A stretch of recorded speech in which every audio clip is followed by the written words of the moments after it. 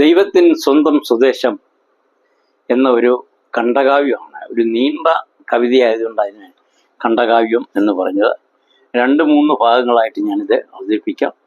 ഇത് 2015-12 ഇടയ്ക്ക് ആർക്കേപുരത്ത് നടന്ന DMAയുടെ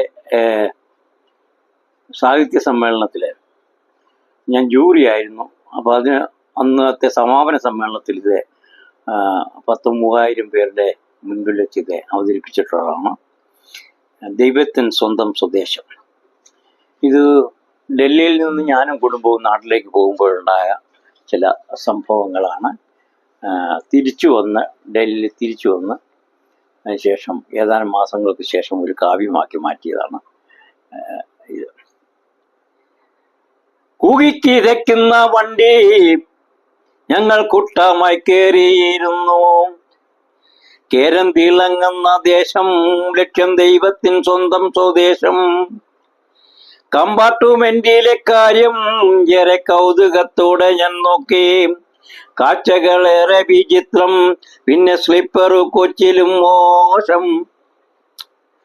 3-4 മാസങ്ങൾ മുൻപേ കാശു മുൻകൂർ അടച്ചങ്ങെടുത്തു. റെയിൽവേ കനിഞ്ഞങ്ങോ തന്നു സ്ഥാനം ഷൈനായ നമ്മുള്ള കോച്ചിൽ.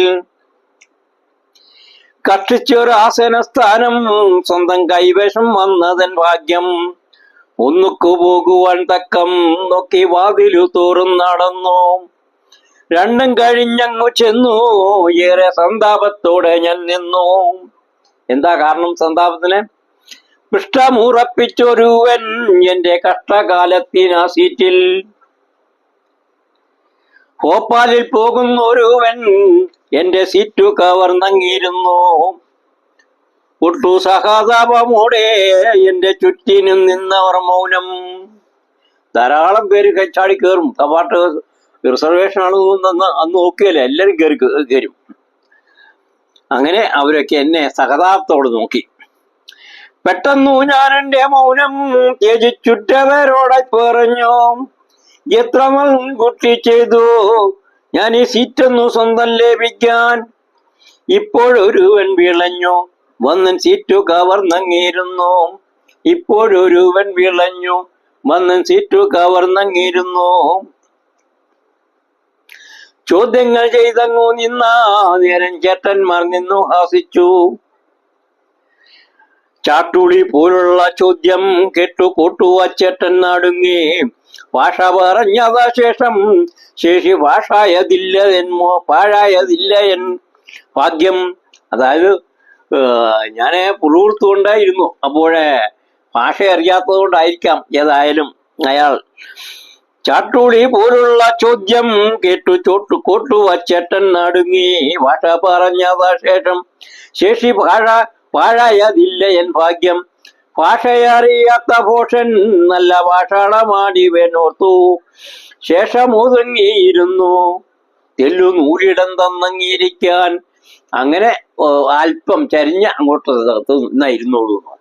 ഒരു ഔദാര്യം പോലെ ഞാൻ കഷ്ടിച്ച് എൻ്റെ കഷ്ടിയൻ ആസനം വെച്ചു. ഞാൻ കഷ്ടാസനത്തിലിരുന്നു. മുഷ്ടി ചുരുട്ടിയെറിഞ്ഞു മനസ്മുട്ടിലെ ഹസ്തങ്ങൾ രണ്ടും. അപ്പം കോപവും ദേഷ്യവും ഒക്കെ ഉണ്ട്. എന്താ ഫലം? ഞാൻ മുഷ്ടി ചുരുട്ടി എറിഞ്ഞു. ആരെ? മനസ്സ് മുഷ്ടി ചുരുട്ടി എറിഞ്ഞു. കൈകളോ?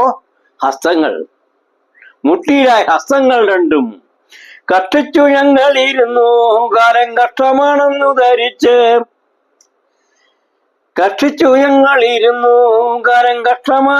ധരിച്ച്.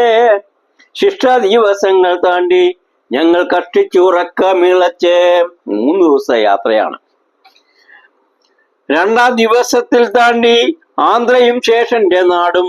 ശേഷന്റെ നാട് പാലക്കാടാണെങ്കിലും ശേഷന്റെ ഒരു തമിഴനായതുകൊണ്ട് തമിഴ്നാട് ഉദ്ദേശിക്കുന്നത്. 2-ാം ദിവസത്തിൽ താണ്ടി ആന്ധ്രയും ശേഷന്റെ നാടും. പാലക്കാടൻ ചൂരം താണ്ടി ഞങ്ങൾ ആനന്ദ ചന്ദനം പൂശി.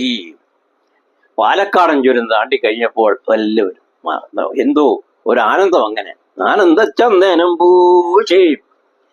കാറ്റുകൂടന്മ വിതച്ചു മന്നന്മാതായനങ്ങളെ പുൽകി വാഗമരത്തിൻ ചുവട്ടിൽ വർണ്ണവിധാനമൊരുങ്ങി വാഗമരത്തിൻ ചുവട്ടിൽ വർണ്ണവിധാനമൊരുങ്ങി ചീവിടുമണ്ടി മറഞ്ഞു കാട്ടിൽ പൂനിലാവെങ്ങോ ഒളിച്ചു ചേലത്തൊരാരവം കേട്ടു നീളെ വട്ടം പിടിച്ചെന്റെ കണ്ണം ചേലത്തൊരാരവം കേട്ടു നീളെ വട്ടം പിടിച്ചെന്റെ കണ്ണം.